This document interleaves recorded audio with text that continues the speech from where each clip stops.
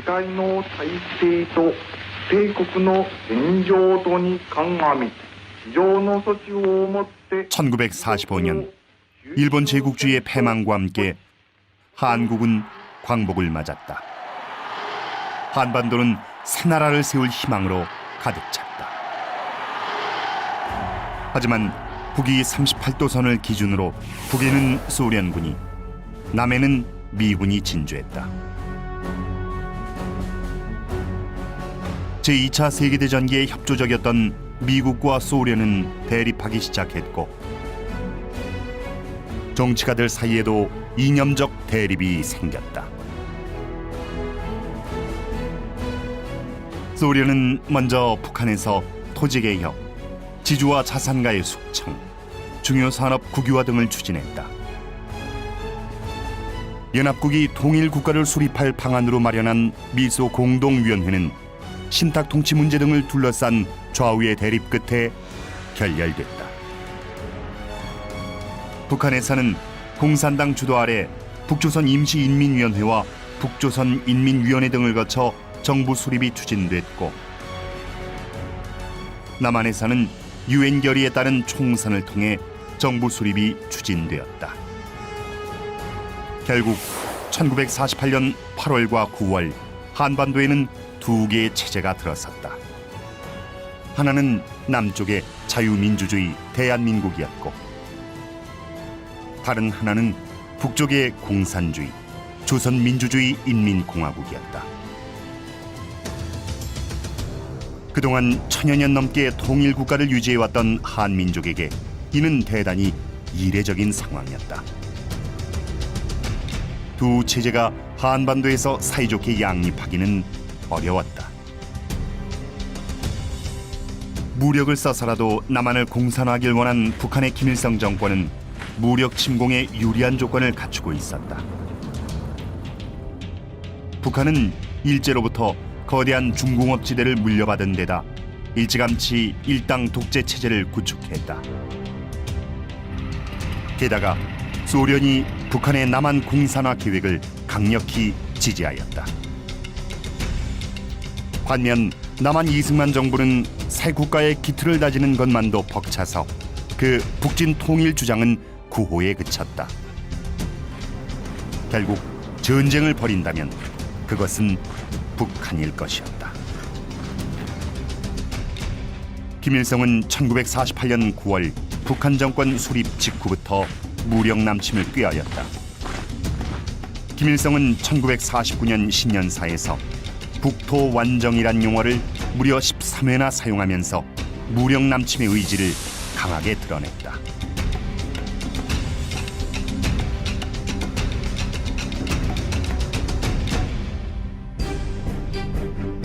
김일성은 1949년 3월 소련을 방문하여 스탈린에게 무력 남침 계획을 타진했다. 그러나 스탈린은 아직 북한의 전력이 압도적이지 않다고 하여 남침 계획을 만류하고 더 철저한 준비를 독려하였다. 스탈린은 북한의 소총 15,000정, 각종 포 139문, T-34 전차 87대, 항공기 90대 등 무기를 지원하였다. 조선민주주의 인민공화국 정부 대표단은 우리에게 준 뜨거운 환영과 만족한 교섭 결과에 대하여 소련 정부와 스탈린 대원수에게 충심으로 감사를 드립니다. 위대한 소련 인민과 조선 인민과의 영구불멸한 신선 만세, 영웅적 소련 인민이 위대한 수령이시며 조선이 인민의 친근한 버신 스탈린 대원수 만세. 스탈린은 김일성에게 남침 전쟁 문제를 중국의 마오쩌둥과도 협의하라고 지시하였다.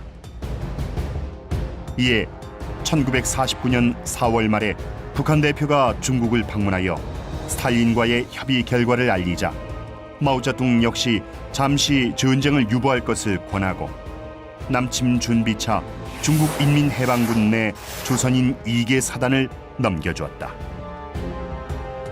소련은 원자탄을 보유하지 않은 상황입니다. 그래서 전쟁을 하게 되면은 미국의 원자탄이 두려웠기 때문에 그래서 그 49년 3월 달에는 절대로 안 된다. 너희가 전쟁 일으키면은 결국 미국과 소련 전쟁이 되는데 우리는 아직 미국이랑 전쟁을 할 상황이 아니다. 1949년 6월 미군이 남한에서 철수하자 김일성은 8월 다시 스탈린에게 남침을 허락받고자 했다. 하지만 스탈린은 여전히 전면전은 시기상조라 하여 허락하지 않았다. 그러자 김일성은 강원도 삼척 등 일부 지역만이라도 점령하고 싶다고 청했다.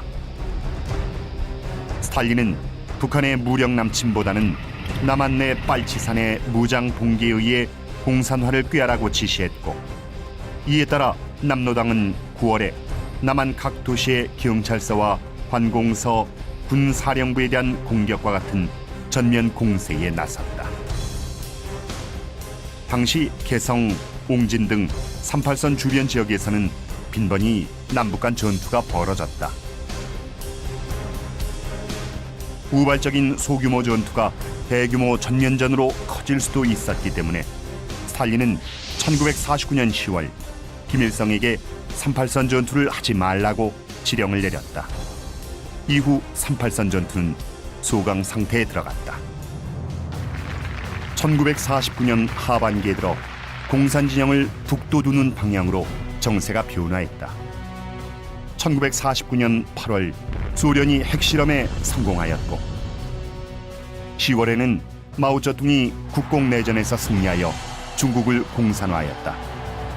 중국 공산화 시 미국이 개입을 포기하자 김일성은 북한의 남침 시에도 미국이 개입하지 않을 것이라고 낙관하였다. 김일성이 1950년 1월 소련 대사를 통해 남침 공격을 위한 스탈린과의 회담을 청하자 스탈린은 여전히 남침을 위해서는 철저한 준비가 필요하며 자신은 이 문제로 다시 김일성과 만날 용의가 있다고 답신하였다.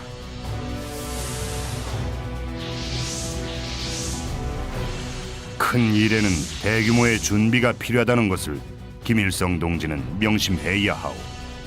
이 일에 관해 만약 김일성 동지가 나와 토론하길 원한다면 나는 항상 대화할 준비가 돼 있어.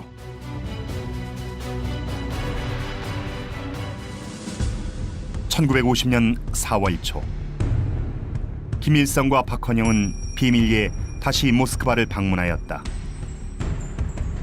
이 회담에서 스탈린은 비로소 중국이 동의한다는 조건으로 북한의 선제 남침 전쟁을 승인하였다. 여기서 중국의 동의를 조건으로 한 것은 소련이 시킨 전쟁이란 사실을 감추기 위해서였다. 미국의 참전 등으로 북한이 독자적으로 전쟁을 하기 어려운 상황이 벌어졌을 때 중국이 북한을 지원하도록 하여 소련의 지원 사실을 숨기려 하였다. 마오쩌둥 동지, 나는 북한 동지들과의 면담 시 본인은 변화된 국제 상황에 따라 북한이 통일 과업을 개시하겠다는 제안에 동의하였소. 이와 관련해 이 문제는 중국 측과 북한 측의 공동 합의에 따라 최종 결정돼야 한다는 전제 조건을 달았소.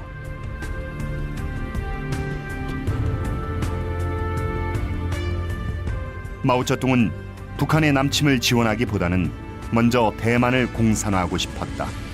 그러나 그는 스탈린의 결정을 반대할 입장이 아니었기에 김일성을 지원하기로 동의하였다. 경제개혁이라든지 중국 내부의 문제를 해결하기 위해서는 반드시 소련의 지원이, 경제 지원이라든지 군사 지원이라든지 그런 지원이 절실했기 때문에 어쩔 수 없이 동의할 수밖에 없는 그런 상황이었습니다. 이처럼 6.25 전쟁은 김일성과 스탈린, 마오쩌둥이 치밀하게 모의하고 계획한 전쟁이었다. 이후 소련의 군사 고문단을 중심으로 남침 공격의 작전 계획을 수립하였다. 북한의 남침 계획을 보게 되면은 3단계로 이루어져 있습니다. 첫 번째 단계에서는 서울 지역을 점령하고, 두 번째 단계에서는 대전까지 지역을 점령하고, 세 번째 단계에서는 부산 지역까지 완전히 점령하는 이러한 작전 계획이 소련 말로 작성이 되어 있습니다. 그래서 소련 군사 고문단은 남침 계획 작성뿐만 아니고 북한의 군대 편제 그리고 남침 작전을 구체적으로 지휘하는 데 깊이 관여했다고 봐야 되겠습니다. 1950년 6월 16일 스탈린은 남침 개시 일자를 6월 25일로 승인하였다. 남침 공격 계획을 세우면서 스탈린과 김일성, 마오쩌둥이 가장 고심한 것은 미군의 참전 가능성이었다. 그 대책으로 김일성과 스탈린은 미군이 한반도에 도착하기 전에 재빨리 전쟁을 종결하기로 하였다. 즉, 전면 공격으로 재빨리 서울을 점령하고 남하하여 미군의 한반도 상륙을 막아 2개월 내에 전쟁을 끝낸다는 것이었다. 대한민국은 북한의 기습 남침에 대비하지 못하였다. 국군 지휘부는 북한의 병력과 무기의 대규모 이동 정보를 중대하게 받아들이지 않았다. 게다가 국군은 6월 초 사단장 등 지휘부의 대규모 인사 이동을 하였다. 또한 6월 23일부로 경계 강화 조치를 해제시켜 전방부대 병력의 3분의 1가량이 외출이나 농번기 휴가를 나갔다. 결과적으로 북한의 남침에 유리한 상황이 조성되었다. 트루먼 회고록에 보면 이 당시 동서냉전의 전선이 통과되었던 엘루선 열도에서부터 스칸디나비안 반도까지 전 세계에 당시 주둔해 있었던 미국 측 현지 사령관이 바로 자기 점령 지역에서 공산군의 공격이 임박해 있다, 가능성이 높다라고 보고들을 해와서 한반도에서 그와 같은 공산군의 움직임에 대해서 특별히 주의를 기울이지 않았던 것 같습니다. 1950년 6월 25일 새벽 4시 북한군은 선제 타격 작전 계획에 따라 38도선 전 전선에 걸쳐 남침을 개시하였다. 북한군은 서쪽의 옹진반도로부터 동쪽으로 개성, 동두천, 포천, 춘천, 주문진에 이르는 38도선 전역에서 공격을 개시하였다. 강릉 남쪽 정동진과 임원진에는 육전대와 유격대를 상륙시켰다. 북한의 김일성은 6월 25일 오후 1시 35분 평양 방송을 통해 남한이 이날 아침 옹진반도에서 해주로 북한을 공격하였다고 주장하며 북한은 그에 반격한 것이라고 남침을 은폐하였다. 한국군은 압도적인 화력을 가진 북한군의 기습 공격을 저지할 수 없었다.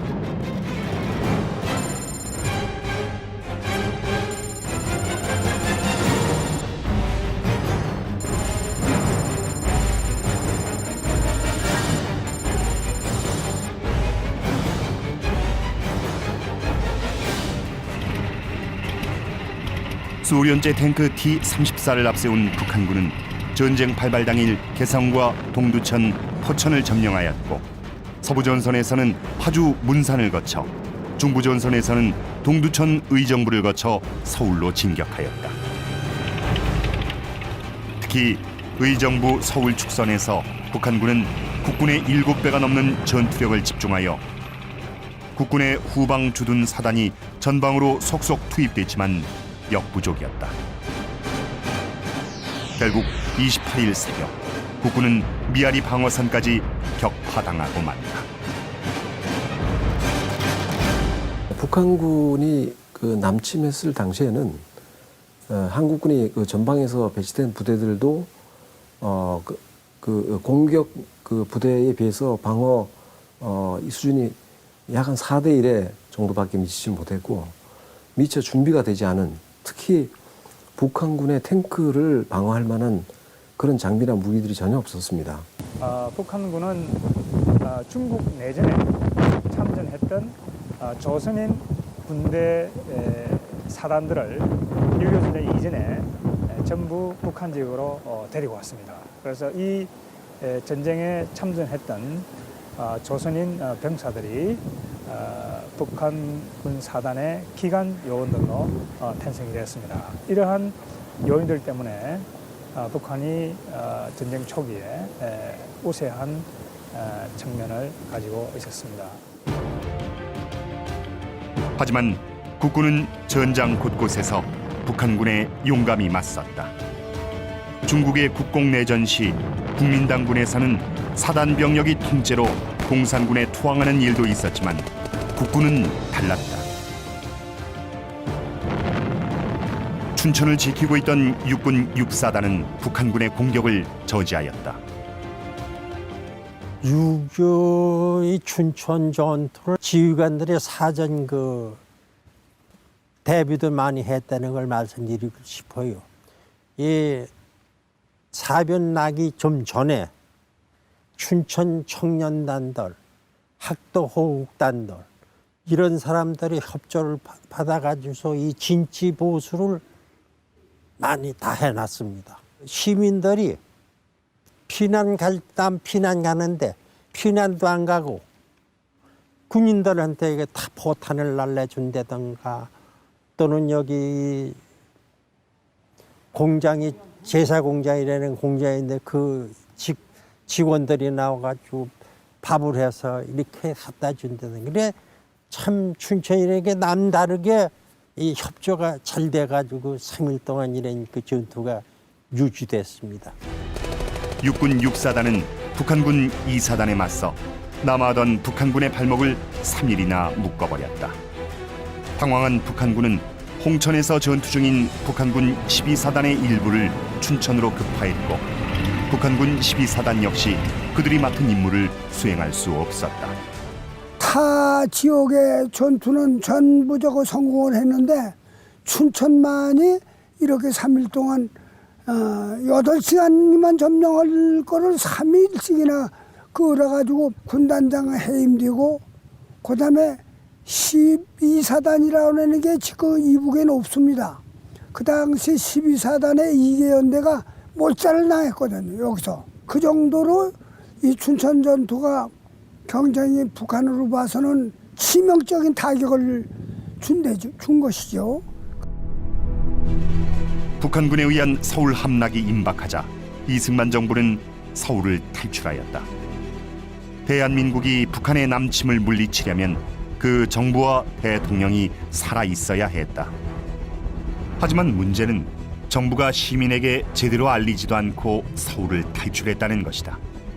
이승만 대통령은 27일 새벽 3시에 서울을 탈출했다. 국회의원들과 내각도 서울을 탈출했으나 이를 국민에게 제대로 알리지 않았다.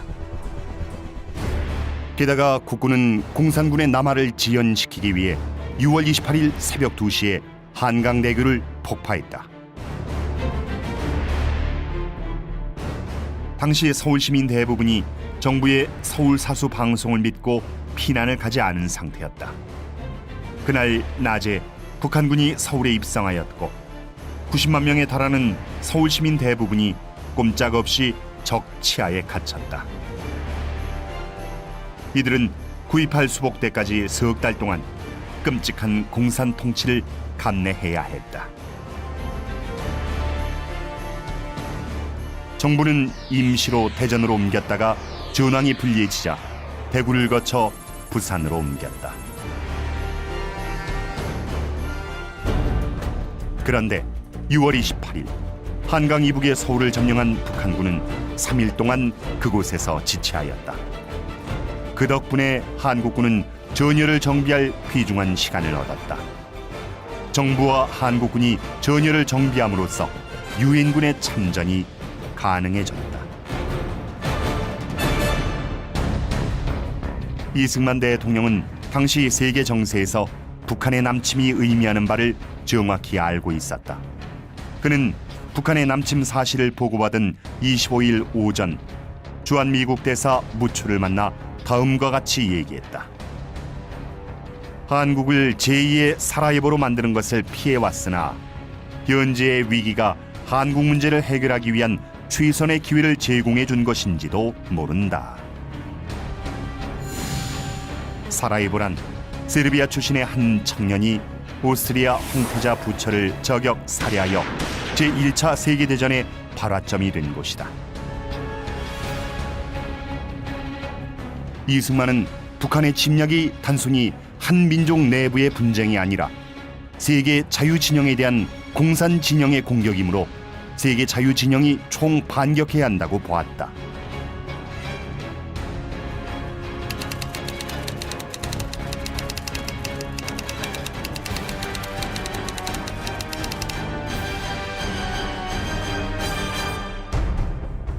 미국 현지 시각 1950년 6월 24일 휴가지에서 북한의 남침 사실을 보고받은 트루먼 대통령은 격노하였다. 그는 우리는 모든 수를 써서 그들을 막아야 한다고 하였다. 그는 한국이 공산화되면 일본이 위협받고 세계 반공전선에서 미국의 신뢰도가 떨어질 것을 우려했다. 그는 유엔 안전보장이사회 소집을 지시했다. 유엔은 신속히 움직였다.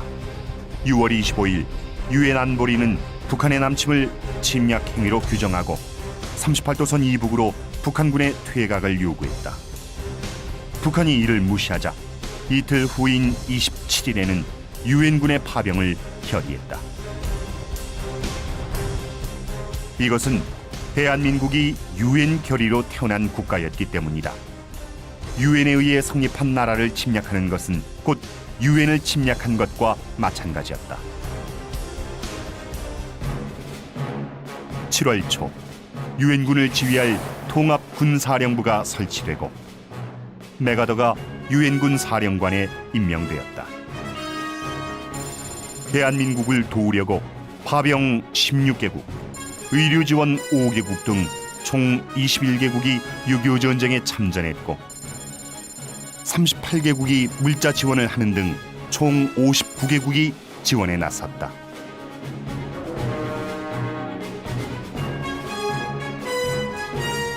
한편 미국은 이와 별도로 남침 개시 다음 날인 6월 26일부터 주일 미 해군과 공군을 투입하였다.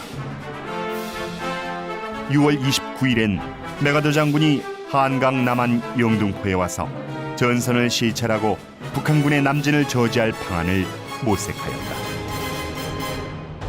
수천 마일 떨어진 작은 나라 한국에서 지금 벌어지는 사태는 모든 미국인에게 중요합니다. 공산주의 세력이 한국을 침략했다는 사실은 세계 다른 지역에서도 비슷한 공격 행동이 있을 것이라는 경고입니다. 트루먼 대통령이 명시적으로 얘기하는데 이 전쟁은 스탈린이 일으킨 전쟁이다. 스탈린이 이제 자본주의 공산주의 대결에서 한번 요 변방 지역을 한번 찔러보는 거다. 그러니까 한 번 더 전쟁을 한번 일으켜보고 서방 진영이 어떠한 대응을 하느냐, 그러니까 서방의 의지와 능력을 한번 테스트해보기 위해서 일으킨 전쟁이다. 트루먼은 그렇게 생각했습니다.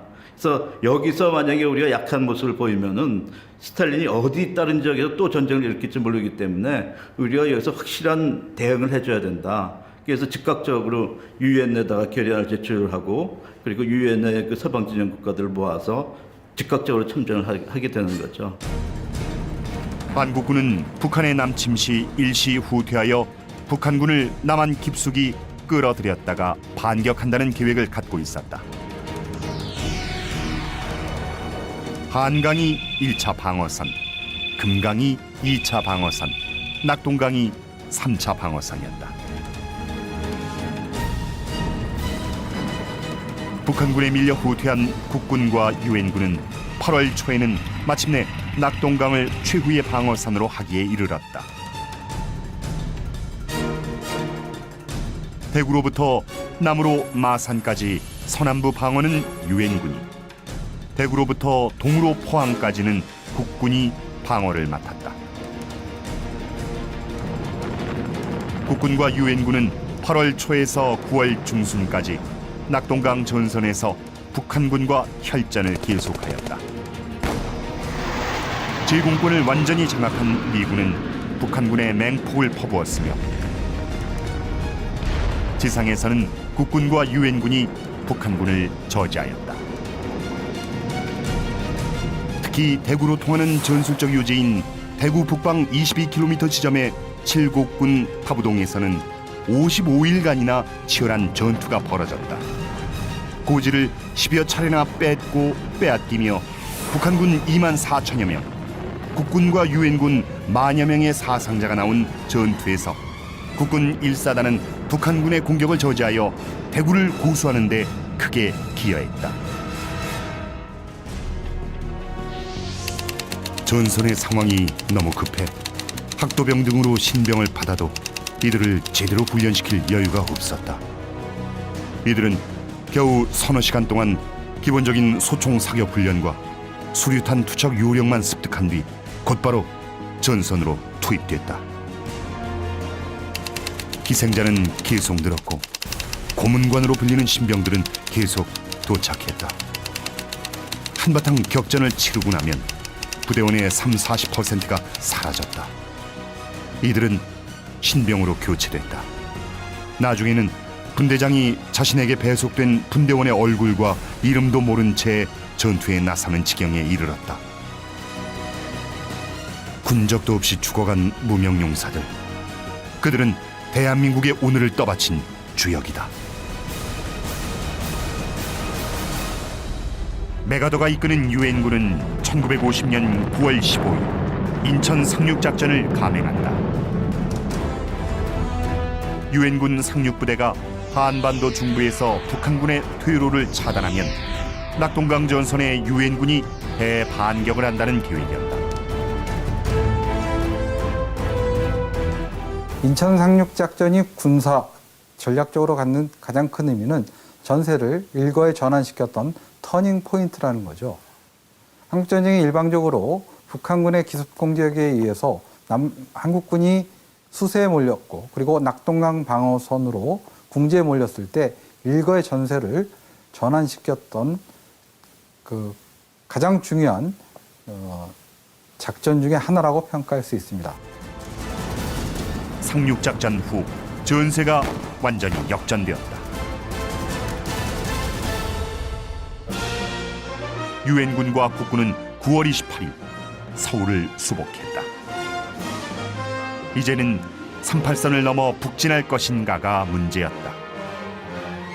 이승만은 북한의 침공으로 38선은 없어졌으며 이 기회에 북한 정권을 몰아내야 한다고 생각했다. 이승만은 9월 말 대구의 육군본부에서 한국군 지휘관 회의를 소집하여 국가의 최고 통수권자로서 북진 명령을 내렸다. 그에 따라 10월 1일 강릉 방면의 국군 3사단이 최초로 38선을 돌파했다. 10월 7일엔 유엔군이 38선을 넘었고 그 뒤 유엔 총회가 이를 추인하였다. 8월부터 우리가 어디까지 공격을 해야 되느냐, 그거에 대해서 논의를 하기 시작합니다.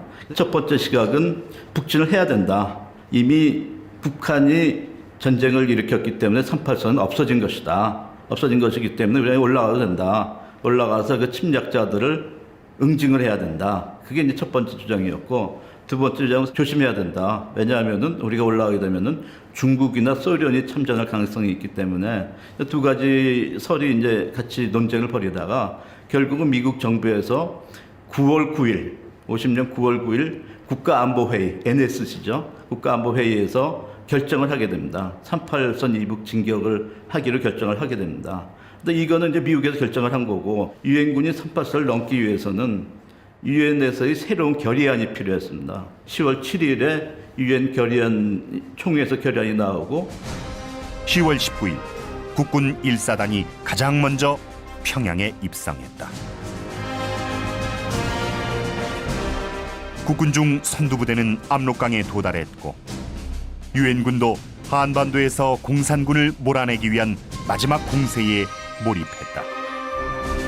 모두들 전쟁이 막바지에 이른 것으로 생각했다. 이제는 거꾸로 김일성이 멸망 위기에 몰렸다. 10월 1일 김일성은 다급히 스탈린과 마오쩌둥에게 구원을 요청하였다.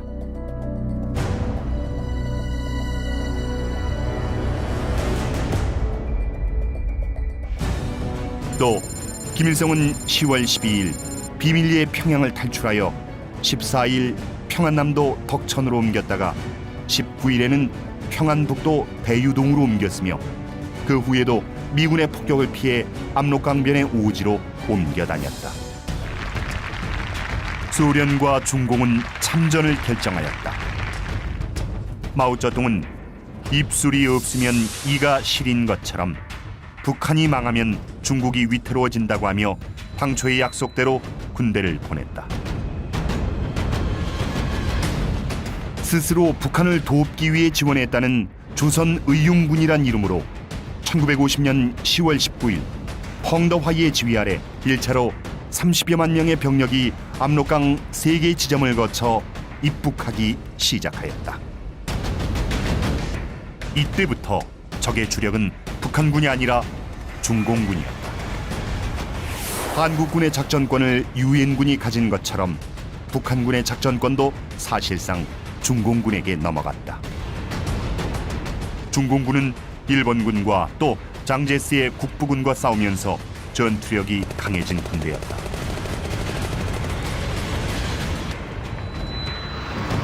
소련군도 1950년 11월부터 참전하였다.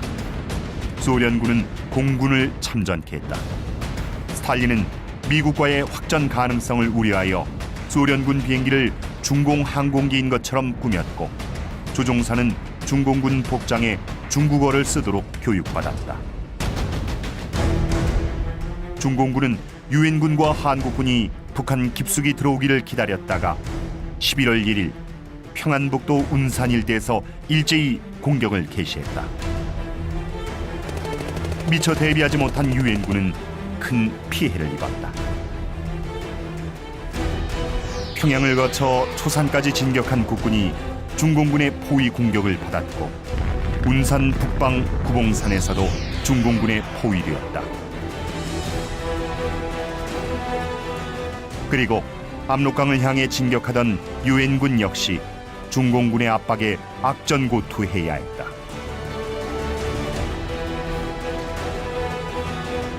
(10월 25일) 생포한 중공군 포로의 진술 내용을 무시하고 중공군의 출현을 과소평가한 유엔군의 피해는 아주 컸다. 중공군의 참전 가능성에 관해서는 많은 사람들이, 많은 전문가들이 주의를 경고를 하고 또 실제로 그 징후에 관한 얘기도 보고를 했습니다만 메가더 사령부, 특히 메가더 원수가 중공군 참전에 관한 가능성을 애써서 부인했습니다. 참전한다고 하더라도 소수 부대일 테고 그 충분히 유엔군 전력으로 압도할 수 있다고 판단을 하고 있었고 계속해서 이 압록강까지 진격하도록 명령을 했습니다. 따라서 이 그 최고 사령부의 그런 정책적인 또는 전략적인 판단이 중공군의 어떤 참전을 충분히 예상하지 못했고 중공군이 참전했을 때 실제로 선방 잘 대응할 수 없는 그런 상황이 됐습니다. 일명 크리스마스 공세였던 11월 24일 최종 공세에서도 큰 손실을 입은 유엔군은 남쪽으로 후퇴하기 시작했다. 당시 메가더가 예상했던 참전 중국 인민지원군의 숫자는 약 8만에서 12만 사이라고 예측하고 있었습니다. 하지만 실제로 당시 참전했던 중국 인민지원군의 숫자는 거의 60만 명 이상의 숫자로 확인되었습니다. 따라서 크리스마스 대공세, 즉 1950년 12월 25일까지 한만 국경선까지 진격해서 전쟁을 종결하려고 했던 메가더의 구상은 대규모의 중국 인민지원군의 참전으로 좌절하게 된 것입니다. 동북방면의 유엔군도 엄청난 수의 중공군과 맞닥뜨렸다. 북한의 임시 수도 평안북도 강계를 점령하기 위해 함경남도 장진호로 진출했던 미 해병 1사단은 10배나 많은 중공군 7개 사단의 포위 공격을 받았다. 11월 27일부터 12월 11일까지 15일간 영하 20-30도의 혹한 속에서 치른 장진호 전투에서 미 해병 1사단은 3천여 명의 전사자 등 사상 최악의 피해를 입었으나 중공군의 남하를 저지하고 성공적으로 철수하였다. 이미 남쪽의 원산 방면이 차단당했기 때문에 유엔군은 12월 23일까지 흥남에서 철수했다. 이때 자유를 찾는 북한 주민 10만여 명도 유엔군과 함께 탈출하였다.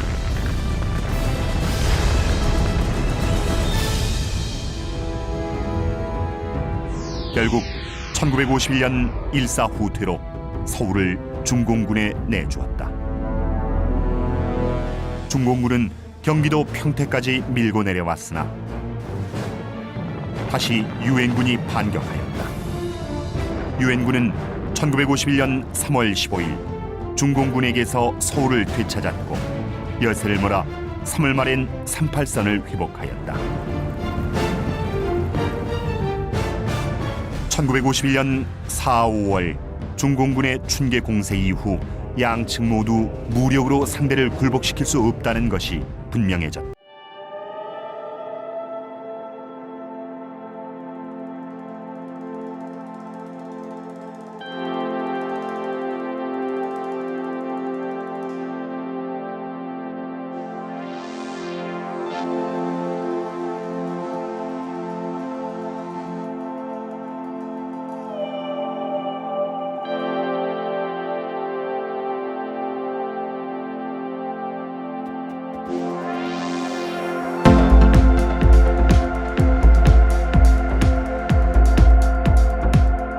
쉽게 합의되지 않았다. 유엔군은 공산권 포로의 자유의사 귀환을 원칙으로 했다. 이에 대해 공산 측이 반발하여 한동안 휴전회담이 결렬되었다. 하지만 미국, 소련, 중공 모두 휴전을 원했다. 1953년 3월 휴전회담이 다시 열렸다. 이때부터 이승만의 휴전 반대가 시작되었다. 이승만은 북진 통일의 기회가 무산된다고 하여 휴전에 반대했다. 그는 정전회담에서 한국군 대표를 철수시켰다. 정전 시에는 국군의 작전권을 회수해서 단독으로 국군을 북진시키겠다고 위협했다. 휴전에 반대하는 시위대가 미 대사관에 난입하는 일도 있었다. 하지만 이승만의 진짜 속내는 안전보장 없는 휴전을 반대하는 것이었다. 휴전 후 미군이 철수하면 한국은 또다시 소련, 중공의 후원을 받는 북한의 침략 위험 아래 놓이게 될 것이기 때문이었다.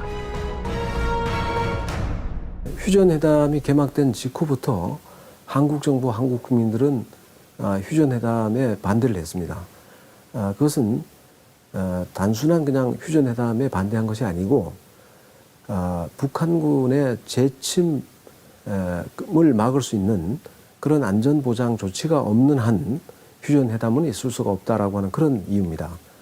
거기에 더해서 결국 휴전회담을 결정하면서 한국 정부와 제대로 상의하지 않고 유엔군의 일방적인 공산군 측과의 합의에 따라서 시작한 것이기 때문에 휴전회담 자체에 대해서 상당히 반감을 가지고 있었습니다. 미국은 골치 아픈 이승만을 제거하고 새로운 정부를 수립하는 계획까지 검토했다. 하지만 이승만의 반발을 무마하기 위해 한국의 안보를 보장하는 쪽으로 방향을 틀었다. 그러나 더 확실한 약속을 원한 이승만은 1953년 6월 18일 초강수를 구사했다. 2만 7천여 명의 반공 포로를 전격 석방한 것이다. 경악한 미국이 미군 철수로 위협하자 이승만은 이번엔 유화책을 썼다. 정전 결정에 따를 터이니 그에 앞서 한미 상호 방위 조약을 체결해 달라고 했다. 이승만의 끈질긴 투쟁은 미국으로 하여금 한국의 전략적 가치를 재평가하게 만들었다.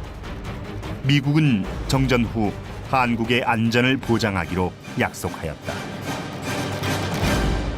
53년 6월 달에 방공 프로를 2차례에 걸쳐서 석방했던 것도 이런 미국의 소극적인 그 자세에 대해서 압력을 넣고 방위조약 체결에 대한 입장을 관철시키기 위해서 그랬던 것이죠.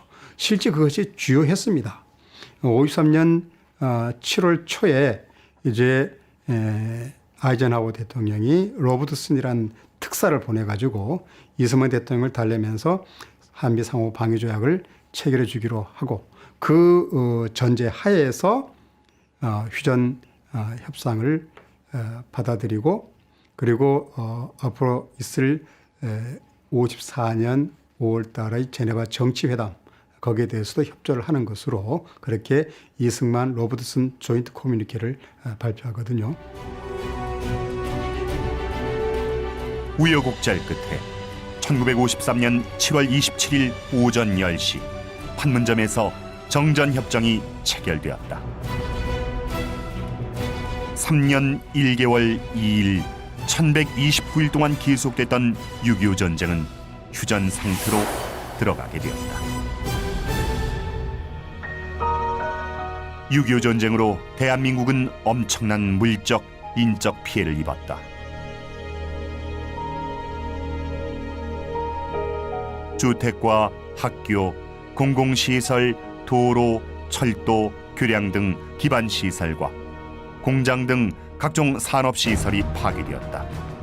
물적 피해액은 당시 2년치의 국민 총생산액에 달했다. 여기에 군인 전사상자 실종자가 62만 명, 민간인 사망, 부상, 실종자가 99여만 명이었으며 유엔군 사상자 실종자는 15만 명에 달했다. 수십만의 전쟁 고아와 미망인이 발생해 있으며 가족이 이어진 이산 가족이 1,000만 명에 달하였다. 북한 측도 많은 인명과 물적 피해를 입었다. 전쟁 기간 동안 북한군의 전 사상자 및 실종자는 64만 명에 달했으며 인해 전술로 밀어붙였던 중공군의 피해는 이보다 더해서 전 사상 및 실종자가 97만 명에 달했다. 북한 민간인 피해자는 150만 명에 달했다. 6.25 전쟁 전 남한보다 월등했던 북한의 산업시설과 주택, 건물, 기반시설도 전쟁 중에 거의 대부분 파괴되었다. 이 엄청난 손실과 피해 사실을 보면 북한 공산 정권이 무력 공산 통일을 꾀한 것이 우리 민족에게 얼마나 큰 재난을 초래했는지를 알 수 있다. 6.25 전쟁은 또한 대한민국의 국민의식을 형성하는 중요한 계기가 되었다. 1950년 여름 남한 주민은 공산 치하를 경험하면서 자유민주주의의 소중함을 절실히 깨달았다. 남한 주민은 대한민국 국민으로서의 귀속의식과 애국심을 갖게 되었다. 북한 공산 집단은 약 20만 명의 남한 젊은이들을 인민군으로 납치하여 사지로 몰아넣었고 농촌에서는 이미 완료된 농지 개혁을 다시 했으나 농민에게는 아무런 실익이 없는 일이었다. 그리고 토지를 농민에게 나눠준 대가로 현물세를 징수했는데 경작지 한 평당 작물의 포기수, 포기당 이삭수, 이삭당 나달수를 계산하여 이것들을 일일이 곱한 후 내야 할 평당 세금을 산정했다. 뿐만 아니라 매일 집회를 열어 국민들을 동원하고 소위 반동분자를 뽑아 즉결 인민재판으로 학살하였다. 이처럼 북한의 점령 통치는 매우 가혹한 것이어서 짧은 기간이나마 민주주의 체제를 경험했던 남한 주민들의 증오와 원성을 낳았고 주민들로부터 외면당했다. 한편 6.25 전쟁 휴전 후 한미 상호 방위 조약이 체결되어 한국의 안보 태세가 굳건해졌다. 한미 상호 방위 조약은 1953년 10월 1일 미국 워싱턴에서 체결됐고 1954년 11월 17일에 정식 발효되었다. 1953년 한미 상호 방위 조약이 체결됨으로써 대한민국은 비로소 외부적으로 안보를 튼튼히 할 수 있는 그런 기반을 가질 수 있게.